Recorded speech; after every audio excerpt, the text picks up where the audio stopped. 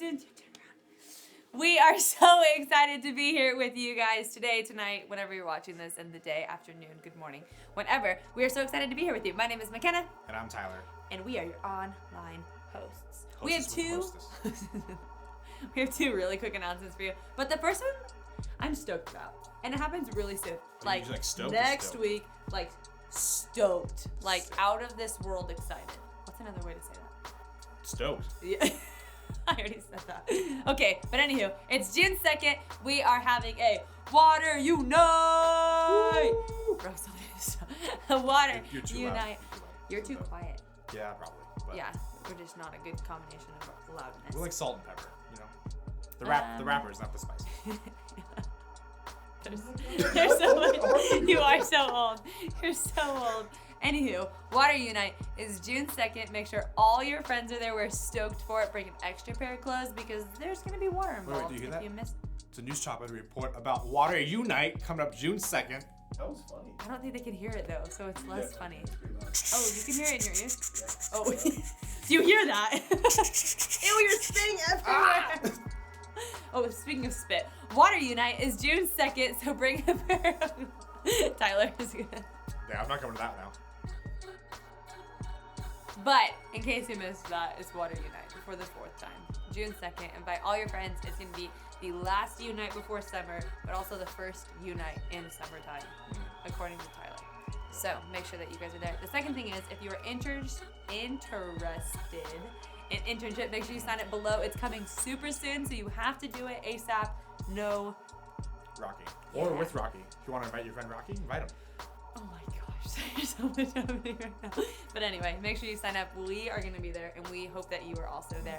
But real quick, we have some message reminders. The first one is... Note takers are... History makers! Yeah, the second one is attentive people are... responsive people. And the last one is... Leaders are... learners! If you're watching this, you are a leader, so make sure you take notes and pay attention, and we will catch you after this message.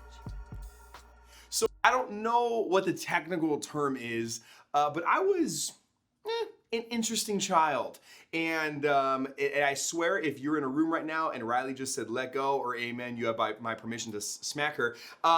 Here's the thing. Some of you have heard stories of the strange things I've did it as a kid. I have a scar on this hand right here because one time when I was like 5 years old, I was pushing a wheelbarrow, you know, as you do when you live in Reading, and I started to fall and I refused to let go of the wheelbarrow because it was very important to me that I wouldn't let go of it. And so I fell as a child, slammed my hand to the ground, slit my hand open, and I still have a scar to this day. Literally like 45 years later, that's there. I have a scar on my forehead from one of the times that I was in my house and I was playing and I was running and I ran straight into the corner of a wall, as you do when you are a special, little boy. But my childhood seemed to be riddled with these weird, injuries and strange things that happened. And they weren't because of a lack of parenting, but it was rather based on weird actions of kind of a weird kid, not gonna lie. But the strange thing with kids, if you know them at all, is that no matter what toys or anything that you buy them, they always wanna play with something different. You buy them an action figure and they want to play with a Mickey Mouse stuffed animal. You buy them the newest, coolest Razor scooter. I don't even know if Razor scooters are cool anymore, I'm not gonna lie. But you buy them the coolest, newest scooter, and what do they want to do? They want to play with the freaking box it came from. Like, that's absolutely crazy to me. It's all backwards. And even more so when I was a kid, I didn't even play with action figures. You know what I played with? Pez dispensers. These suckers right here. That's where Tyler's gonna add in the Pez dispenser right there. Specifically Tweety Bird Pez, if you wouldn't mind. This Pez dispenser right here. See, I would take these guys all over the house and I would have these epic battles across the landscape of my family's kitchen. We had this nice big open kitchen with high shelves and low countertops and middle countertops and high countertops and a tall fridge. So these Pez dispensers could fight all night long, all over the place. But one night, my dad came home from the gym, as he would often many nights, and he had the same routine every single night. He would come home from the gym, he would walk into the kitchen, he would say, "Sup," and he would make egg whites. And I don't know what it was about the egg whites that he would make, but they would reek to high heavens. Like, this stench of sulfur would fill our entire house, and it would smell for literally hours to come. And I don't know what he did to them, but he literally would come home, he would make his egg whites, he would go to bed, and I would sit there and just marinate in the smell of sulfur eggs. It should have been a war crime. It should have been illegal. Today, I'm still traumatized by it. Go figure. I'll go to counseling eventually. But one day he comes home, does the thing. I'm fighting with my Pez dispensers. He goes to sit down and he looks me in the eyes and says, Brock, I just cooked. Don't touch the stove. Who gave that guy parenting lessons? You never look at a kid and tell the kid not to go touch the stove, because what happens? The kid touches the stove. So as my Pez dispensers fight across the tapestry of the kitchen, they make their way across the nice little paneled whatever countertops. What are those things called? Not marble, tiles. They fight across the tile countertops, and it makes their way to the coiled spring of our oven top, stove top, and I look at it. And I'm looking going, you know what, my dad just said he cooked. I would hate to put my Pez's on there and they melt. So you know what I think I'm gonna do? I'm gonna touch it first and I'll make sure they're not hot so my Pez's don't melt. Pez, whatever. I put my finger on the stovetop. Psst, and a screaming 6-year-old fills the entire house. It's the weirdest thing because I was told what not to do. I was given the right instructions. I was given the right answers. Don't touch the stove. And I was told it was gonna hurt me, but yet I still didn't listen. And I think of how many times in my life that picture of I was told the right thing to do, I knew the right thing, and I still did the wrong thing would just be echoed across my life. I thought of in high school that we would learn at church that we're created in God's image. Like we were created with specifically with a purpose and a plan, and yet I still would sometimes walk the lunch halls and pick fights with people for fun. Like I would learn later on the importance of representing Jesus wherever you go. But even last Sunday on my way to church, a dude cut me off and I almost screamed at him until I realized he was pulling into the church parking lot with me. Like I still can't treat people nice. And it's crazy because I see it on TikTok, I see it in the Bible, I see it on Instagram, I see it in every single area of my life, the importance of emotional health. But if you still ask me how I am, I'm gonna look you dead in the eyes and I'm gonna tell you, living the dream. Why is it that it seems like I have this struggle with all the time? I know the right answer, I know the right thing, and yet I sometimes cannot do it. There's a saying that I believe that you've heard, that I've had said to me so many times, and I used to believe it, but I don't believe it anymore. And I think this statement is so misleading for so many people. We've heard this saying, knowledge is power, but I don't believe that. Knowledge is not power. Applied knowledge is power. You can know the right answers, you can say the right answers, but until you actually do the right thing, you will not see change in your life. I'm not just talking spiritually, I'm talking emotionally. You can know that you should process your feelings, but until you do it, you won't see a change. You can know that you need to eat healthy if you want to feel healthy, but until you do it, you won't experience change. And if that applies to every normal area of our life, I believe that applies spiritually 10,000 times more. See, we have this thing that we struggle with that, to simplify it, we call it lazy faith. It's not that there isn't faith. It's not that you don't have faith. It's not that I don't have faith. It's not that Tyler doesn't have faith. We have it. It's not that it's bad. We're just lazy with it. And guess what? I am so guilty of it. I think that lazy faith has begun to seep its way into every nook and cranny of the church. And the thing that scares me about lazy faith is that it doesn't stay lazy long. Eventually, lazy faith turns into apathetic faith. Laziness starts to convert to apathy. What was once me being too busy to read my Bible because I had so many things happening is now me not caring to read my Bible because, well, it doesn't really make that much of a difference. What was once me being too tied up in sports and homework and all these things to show up for small groups slowly becomes me not showing up because, you know what, I figured out I can do life alone. I don't need people with me. What was once me spending time with Jesus and taking care of myself and putting me before others because I'm so concerned with these things slowly becomes to me being apathetic towards all other people because, you know what, I need to be taken care of before they are taken care of. Once lazy faith takes root in your life, it'll do everything it can to evolve into apathetic faith. But what do we do about it? See, I believe that in the book of James, he addresses this very issue. But before we read it, I just got to toss this little thing in right here. It's crazy to me because James was written by James, obviously, right? But if you didn't know this, James was the half-brother of Jesus. And James didn't believe Jesus was actually the Son of God and God until Jesus died and was resurrected. Like, imagine for a second that your siblings said that they were God and you're like, no. But then they die, they come back to life, they're resurrected, and you're like, oh, maybe they were right. That's literally what happened to James. And in the story of James that we don't have time to really dive into today is actually a super compelling argument for who Jesus really was, that his brother who didn't believe in him would see what he would do and then become into saving faith. That's neither here nor there. It's a whole other thing. But here's what James says. What good is it, my brothers, if someone says he has faith but does not have works? Can that faith save him?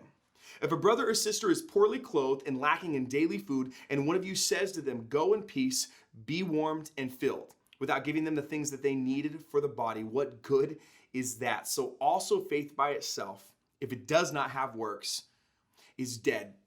Later, James goes on to say that even demons believe that God is real, but what sets us apart from them? The fact that our faith has to be active is what sets us apart from them. James says that apart from demons is we should have an active faith, and they don't. And I'm not saying today that you are saved by what you do. You're not. But the Bible talks about this, that Jesus died and took our place on the cross for free, no strings attached. Salvation is the beautiful gift that we talked about all last month, but our lives should reflect what we believe. We are not saved by having to work for that, but we are saved by what Jesus already did for us. And if we have faith in Jesus, our lives should show it. If we believe we are created in God's image, our lives should show it. If we believe that we are loved by Jesus, our lives should show it. Let me put it this way. I'm assuming most of you are sitting in a chair of some sorts. Now, if I walked into that room and I looked at you and I had a chair next to me and I said, I believe that if I sit in that chair, it will hold me up. I believe that if I put my full weight in the chair, I will be held up, I will be comfortable, and all those things. If I told you that's what I believe, would I then be sitting? No, that's ridiculous. See, once I believe that chair will hold me up and I actually place my butt into that seat, then I am by definition sitting. And the same goes for our faith. I can say I believe in Jesus, but until I do something to show my belief in Jesus, that is when faith comes alive. The same goes for our faith. We can talk, we can say what we believe, but unless we actually do something with that, it's just lazy faith. There goes a story of a boy who was home alone. And he woke up one night from the smell of smoke fumes.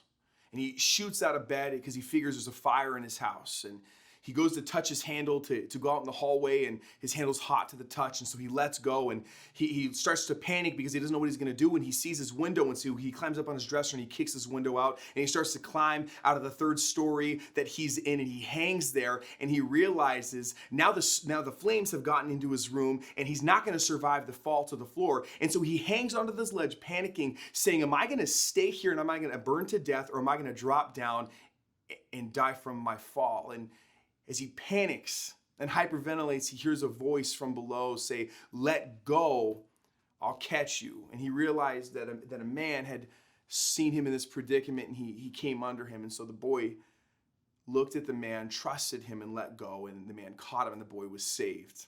And my question for you is, was that boy saved because he believed the man would catch him? Or was the boy saved because he believed and then he let go? The answer is the second one. He believed that he would be saved, and then he let go. There we are, hanging on a ledge, refusing to give in and give God our lives, yet Jesus is standing there saying, let go, I have you. It doesn't take more than a moment. See, I think our problem is that we believe a lot of times that we have to work for our faith. What the Bible constantly tells me is we don't work for faith, we work from our faith. And what does that even mean? I'm so glad that you asked. I don't work for salvation. I work from the fact that Jesus has already saved me. I don't work for God to love me. I work from the fact that I know that God loves me and created me. I don't work so that I have faith. I work because I have faith. My last little thing I want to tell you this is the Bible calls us to love. You know that hate isn't the opposite of love. The opposite of love is apathy. If you want to fight apathy in your life, you have to love. If you want to fight apathy in your life, you have to put others over yourself. If you want to fight apathy in your life, the answer is love. It's not selfishness. It's not laziness. It's not ignoring. It's love. My question today is, what kind of faith do you have? Is it active or is it lazy? And tonight in small groups, you're going to unpack that very thing. I want you to ask the question, what does it look like for me to work out my faith? What does it look like for me to work out my faith? Thank you for hanging with me tonight, Southwest students. What an incredible message by Brock. So many good points, so many good things that we needed to hear and you all needed to hear. But just a recap of our quick 2 announcements. The first one is Color war. okay. Anyway, just a quick reminder. June 2nd is Water Day. What is June 2nd? Water day. And that is our first and last Unite summertime. All the things. Make sure you bring an extra pair of clothes because there's going to be water involved and a towel because it's going to be a lot of fun. The second one is internship. yeah, if you're I can't say both of them together. If you want to learn how to say interested in, go sign up for I internship. thought you were going to say intern. Ooh, write that down. Someone write that down. Write that down. They can't hear you. You don't have a mic. No. If you want to attend internship, make sure that you fill out the application below. That's so good, McKenna. Okay. We are so excited for it. We hope that you guys all go and invite all your friends. It's going to be a great time, and that's coming real quick, so make sure that you do that super soon. We love you guys, and we'll see you next week.